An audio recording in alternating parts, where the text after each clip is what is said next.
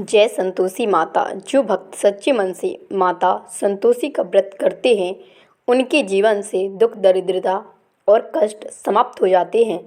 आज हम सुनेंगे माता संतोषी की पवित्र व्रत कथा, जिसे सुनने मात्र से मनोकामनाएं पूर्ण होती हैं।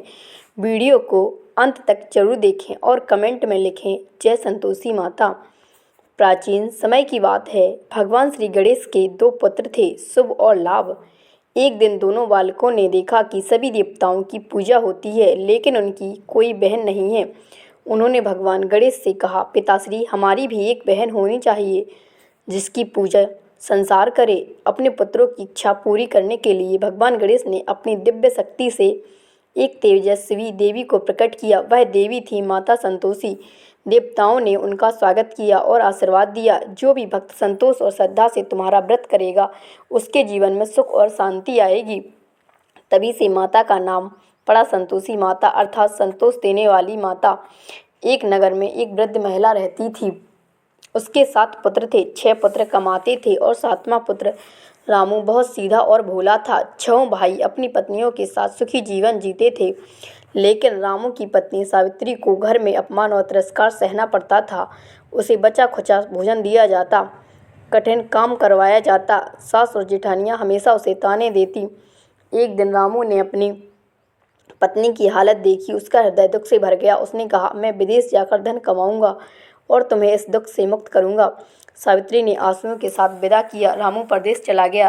रामू के जाने के बाद सावित्री की स्थिति और खराब हो गई। उसे जंगल से लकड़ियां लानी पड़ी, भूखे पेट काम करना पड़ता। एक दिन थकी हारी सावित्री जंगल से लौट रही थी। तभी उसने देखा कुछ महिलाएं पूजा कर रही हैं।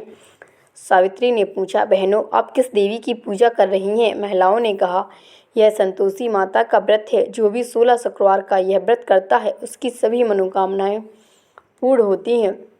उन्होंने व्रत की विधि बताई। शुक्रवार का व्रत, गुड़ और चने का भोग, खटाई का त्याग, कथा सुनना, अंत में बालकों को भोजन कराना। सावित्री ने उसी समय संकल्प लिया। अगले शुक्रवार से सावित्री ने संतोषी माता का व्रत शुरू किया।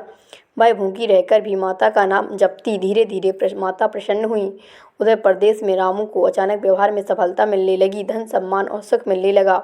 उसे स्वप्न में माता संतोषी ने दर्शन दिए और कहा, अपने घर लौट जाओ। रामू तुरंत घर के लिए निकल पड़ा। जब रामू घर लौटा तो सावित्री की हालत देखकर दुखी हो गया, लेकिन उसी दिन से घर में सुख आने लगा। धन, बड़ा सम्मान मिला। सास और जेठानियों का व्यवहार बदल गया।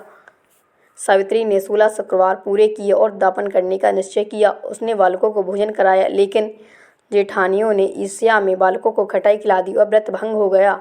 माता संतोषी क्रोधित हो गई। रामू को राज दरबार में झूठे आरोप में पकड़ लिया गया। घर में फिर दुख आ गया। सावित्री रोती हुई माता के मंदिर पहुंची। सावित्री ने कहा, हे माता, यदि मुझे भूल हुई हो तो मुझे माफ़ करें। माता संतोषी प्रकट हुई और उन्होंने कहा, व्रत में खटाई का त्याग आवश्यक है। सावित्री ने पुनः व्रत किया।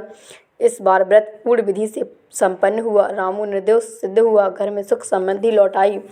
सावित्री को तुरंत पुत्र रत्न की प्राप्ति हुई। पूरा परिवार माता का भक्त बन गया। जो भक्त श्रद्धा, संतोष और विश्वास के साथ माता संतोषी का व्रत करता है उसके जीवन से दुख, दरिद्रता, कलह, संकट समाप्त हो जाते हैं। हे संतोषी माता, जैसे आपने अपनी सावित्री की मनोकामना पूरी की, वैसे ही सभी भक्तों की इच्छा पूर्ण करें। बोलो जय संतोषी माता।